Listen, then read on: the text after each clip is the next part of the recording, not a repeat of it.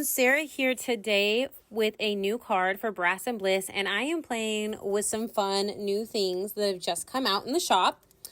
And right there, you see me using two of them actually. One is the Be Mine 6x6 paper pad, and then the quilted cover die as well.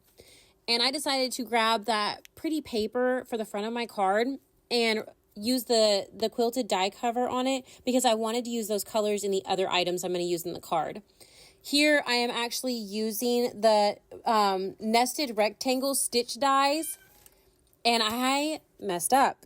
It's crooked. So what I decided to do is pull another piece of paper out of that Be Mine paper pad because there's so many different ones to choose from. So I actually just pulled one of the yellows. On the other side, it's got a different pattern. That's fine. And then I also grabbed the nested inside scallop die from Brass and Bliss as well. And then I'm also using one of the other, a larger one of the nested rectangle stitch dies to make a frame because I can put this on there and adjust it a little bit. It's wide enough so I can straighten it out and you can't tell that it's crooked. So I made sure to do that. So here I'm going to go ahead and cut down some paper so that I can do some ink blending on the background. And I'm also going to go ahead and stamp some of these adorable bees from the new Buzzin Bees stamp set. I love these, and they have dies as well, so it makes them really easy to cut out. But there's 5 different bees with different looks. One even has cute little lashes. I'm going to use her on this one too, along with a different one. But they're going different directions, so you have choices. They don't all go one direction or anything like that. But I just chose these 2 to work with this time, along with the flowers, the stems, and the leaves. And I don't actually end up using the leaves, but I still went ahead and stamped them anyways. I didn't know at the time that I wasn't going to use the leaves. Might as well have them in the end, right? Plus, there's a die to cut them out, so why not? And then there's some really cute sayings. It says, buzzing by to say hi, happy bee day, and hey there, honey. I think they're adorable. I actually chose buzzing by to say hi. That way I could just have a card for an anytime. Just send a card because I felt like it. There I was showing you that I used the Slimline Cloud Dies on a piece of my acetate, and I cut it out so that I had my own stencil, but it was made using the Brass and Bliss dies. This way I can go ahead and do, my own inking.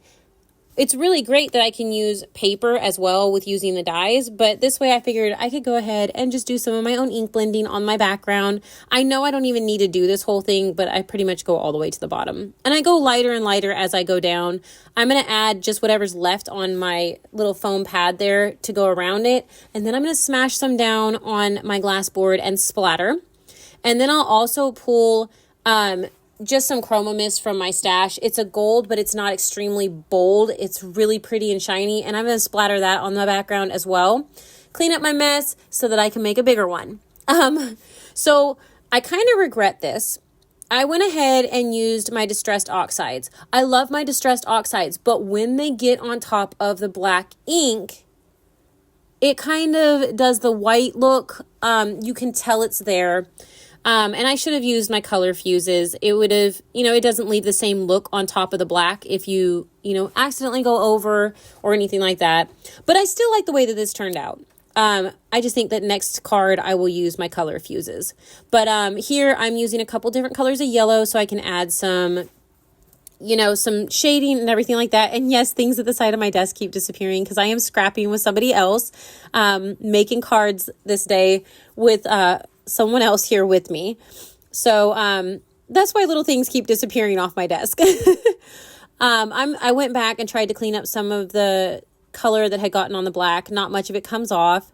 And I went ahead and filled in their little antennas with this. I mean, seriously, they're just too cute. I went ahead and grabbed the light blue so I can add some shading to their wings, but I don't fully fill them in. I just do a little bit of blue towards the tops and towards the side of the bodies, really. And then I leave it at that when it comes to the wings. I kind of went along the lines of what it shows on the front of the stamp set. until it comes to the flowers. I didn't want all my flowers to be yellow. Thus the reason I had picked that pattern paper that had the pink and the blue and stuff like that in it. So here I am actually adding a little bit of pink to these flowers. I went with the lightest color first, and then I'm going back in with a little bit of this darker pinky color around the centers and like where it would be more shaded. And then I'll fill in the center with a little bit of yellow. And then with this other one, I am going to paint them yellow, just kind of like a sunflower. And that'll be the flowers for me. And I'm not going to make you watch me paint the other set, because I do, if you see right up there up top, I have 2 sets.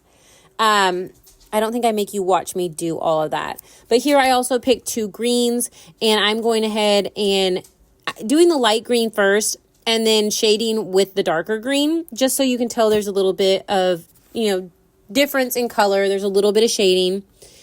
Oh, I guess I do. I speed it up. Okay. Sorry. Yeah, I mean, there wasn't really a huge reason for you to watch all of this. I just did it a little sped up a little faster so that you didn't have to watch every bit of it. But I went ahead and painted some of the extra flowers and leaves and stuff because I thought that I might want to use them. I already drew out my own card sketch and everything for this before I ever started. And that's what I'm working off of now. So here I'm going to go ahead and glue my little yellow frame to the front of this. I love these little yellow, the little yellow scallop frame that I did. I like the scallops on the inside. It's too cute.